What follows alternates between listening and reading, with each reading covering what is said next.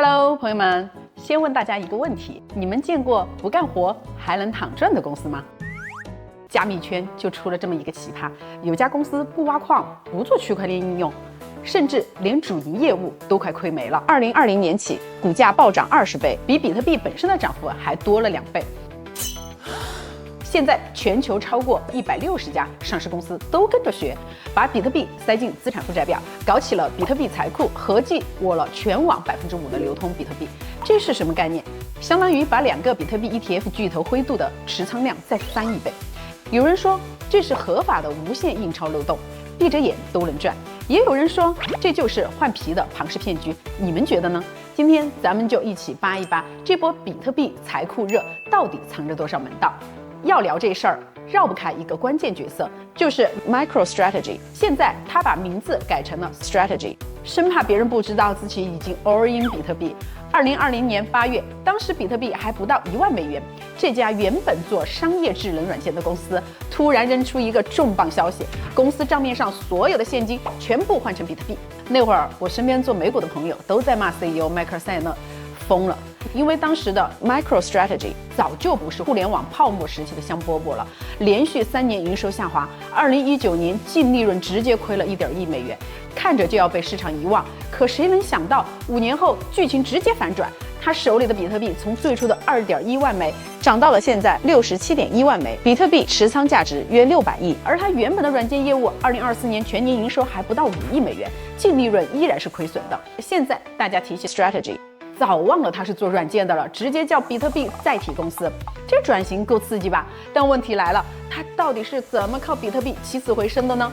其实这所谓的漏洞本质是个飞轮循环，咱们拆成3步来看。第一步，先圈钱，公司通过发新股、发可转债、发优先股，从市场上拿到现金。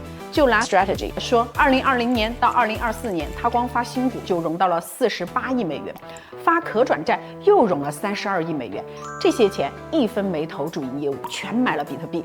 第二步，靠比特币抬估值，比特币一涨，公司资产负债表上的比特币价值就跟着涨，股价自然也水涨船高。更关键的是，股价会比比特币的真实净值高，行业里叫资产净值倍数 MNAV。过去3年 Strategy 的 MNAV 常在2到3倍之间。啥意思呢？就是他手里1美元的比特币能撑起2到3美元的股价。第3步，再用高股价圈更多钱，股价一高，又能发更多新股，融更多钱，再买更多比特币，进一步推高比特币的价格，接着股价再涨，就这么发股买币，涨股价再发股，形成一个闭环。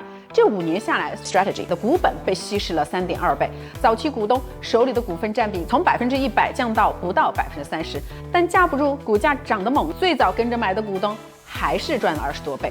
去年第3季度，有家叫马拉松数字的公司，单季度买了1.2万枚比特币，比所有比特币 ETF 加起来的买入量还多了3000枚。这热度比2021年的加密货币牛市的时候还要夸张。讲到这儿，肯定有朋友要问，既然直接买比特币更便宜，投资者为啥愿意花2到3倍的钱买这些比特币财库公司的股票呢？这不冤大头吗？有人说，因为公司能用杠杆，收益能放大。但咱们普通人也能在交易所加杠杆买比特币呀，甚至杠杆倍数比公司还高。其实这里面有3个关键原因，每一个都戳中特定人群的需求。第一个是监管溢价，比如美国的某些养老基金、大学捐赠基金，政治明确规定不能直接买加密货币，但买上市的公司股票没问题呀。加州公务员退休基金就通过买 Strategy 的股票，间接持有了价值2.3亿美元的比特币，他们宁愿多花1倍的钱，也不想踩监管红线。第二个是融资优势，这些公司能拿到极低成本的钱，就像 Strategy 在2022年发的可转债，票面利率只有0.75%，比美国国债利率还低。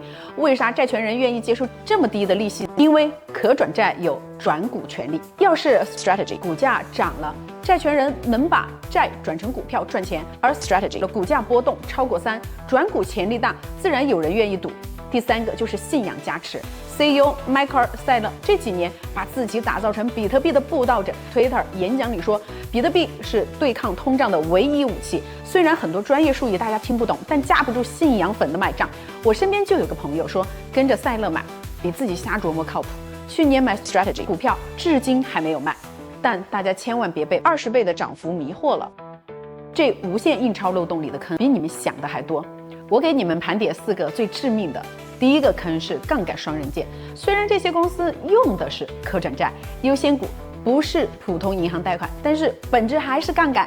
2022年，比特币从6.9万美元跌到1.6万美元，跌了77%。Strategy 股价直接跌了92%，从最高740美元跌到最低59美元，比比特币跌得还狠。第二个坑是依赖新钱接盘，这模式要持续，必须靠不断发新股融新钱。但现在 Strategy 的 MNAV 已经从2到3倍降到了1倍了。公司甚至公开说，低于2.5倍 MNAV 就不发新股。这意味着啥？